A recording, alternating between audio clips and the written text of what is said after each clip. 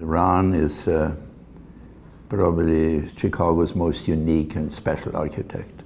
An architect who merged art and architecture in a way like nobody else. Ron grew up in Cincinnati. I think he was only interested in coming to IIT because it was Mies van der Rohe's School of Architecture. His first job was with C.F. Murphy. Worked actually very closely with Tom Beebe. Ron is a modernist.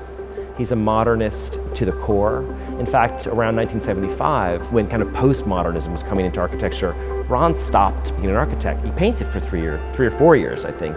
And it was only when that kind of postmodern bubble started to recede and he saw, this appreciation for modernism come back, that he returned. And then at a social event, met a young man at the time who was interested in building a very modern and contemporary and almost Miesian house. And although Ron did not really have an office, somehow talked this young man into believing that he did, and that ended up being what I think is one of Ron's great pieces, the steel and glass house. Having a few beers, and he says, "Have you ever seen this steel and glass house?" And I said, "No." And he says, "Well, Ron Krueck is doing this amazing work, and it's like the only straightforward modern work going in town right now." So we went over there at about 11 o'clock at night and took a taxi over there in the back alley and lined up some garbage cans and got over the fence and looked at the house. And I was just amazed. It was like so refreshing to see something like that. And I think at that time that was a big influence for a lot of architects. Kind of a reaffirmation of the modernism upon which Chicago's legacy is based. Kind of took modernism in a different direction in Chicago. The rectilinear geometries of Mies, right? And what Ron has done is taken that rectangle and he's stretched it, he's fractured it, he's curved it, he's torqued it. There are many big ideas in Ron's architecture, but one of them I think is the fact that he's thinking about architecture through the lens of painting. He's someone who is true to the idea all the way through from the big scale to the small scale, and there's just there's integrity in that approach, and it's just a great model for everyone to see and to be able to try to follow. His buildings are remarkably sophisticated. If you look carefully at the detail, they contain an incredible complexity of color and texture and collage and transparency and proportion, and in a way he unites and includes all of these things to create a real symphony of space and architecture. This is not something that you can do on your own. This is something that happens in this sort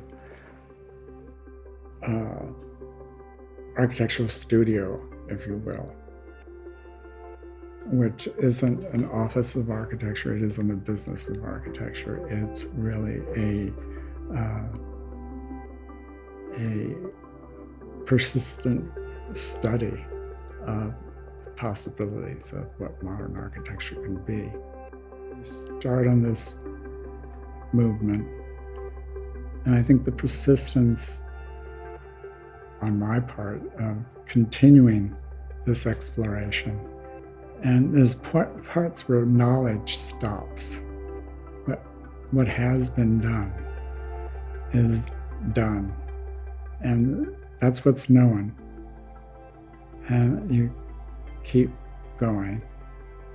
And it's really tough territory because it's unknown. And finally you get out here.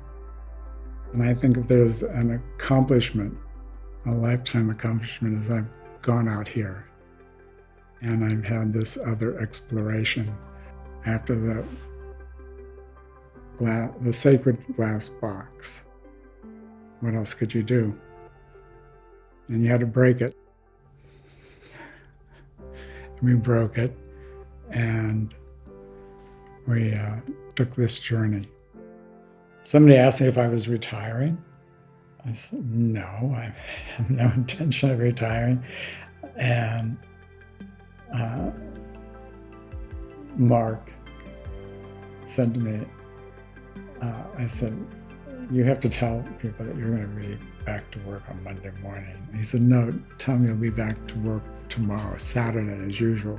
I'm very pleased that the AIA has responded the way they have, and to have your peers recognize you and